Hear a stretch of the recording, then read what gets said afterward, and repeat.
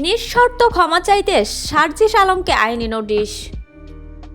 সামাজিক যোগাযোগ মাধ্যম ফেসবুকে উচ্চ আদালত সম্পর্কে দেওয়া একটি স্ট্যাটাস মর্যাদাহানিকর ও অবমাননাকর উল্লেখ করে এনসিপির জাতীয় নাগরিক পার্টি উত্তরাঞ্চলের মুখ্য সংগঠক সার্জিস আলম বরাবরের নোটিশ পাঠিয়েছেন সুপ্রিম কোর্টের এক আইনজীবী।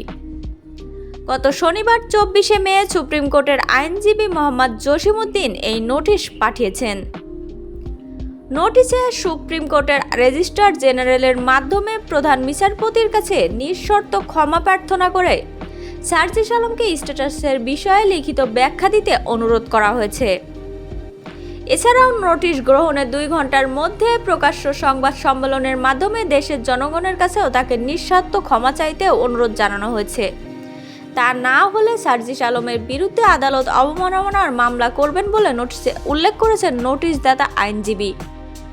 নোটিশদাতা আইনজীবী মোহাম্মদ জসিমউদ্দিন সংবাদ মাধ্যমকে বলেন, রেজিস্ট্রি ডাকযোগে সকাল 10টার দিকে সার্জিস আলমকে আদালত অবমাননার অভিযোগে নোটিশটি পাঠানো হয়েছে।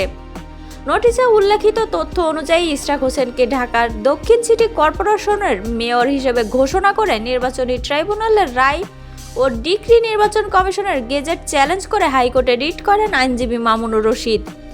শুনানি শেষে গ্রহণযোগ্য নয় বলে হাইকোর্ট 22 মে সকাল 11টার দিকে রিটটি সরাসরি খারিজ করে দেন। নোটিশে বলা হয়েছে 22 মে রায় ঘোষণার পর সার্জিস আলম ভেরিফাই ফেসবুক পেজে এক আইডিতে 11টা 49 দিকে ওই রায় নিয়ে একটি প্রতিক্রিয়া দেন। এই স্ট্যাটাস গণমাধ্যমে প্রকাশিত হয়। সেই স্ট্যাটাসে উল্লেখিত মন্তব্যের মাধ্যমে রাষ্ট্রের অন্যতম স্তম্ভ বিচার বিভাগের প্রতি অসম্মান প্রদর্শন করেছেন, যা দেশের উচ্চ আদালত যথা সর্বোচ্চ আদালতের প্রতি মানহানিকর ও আদালত অবমাননাকর।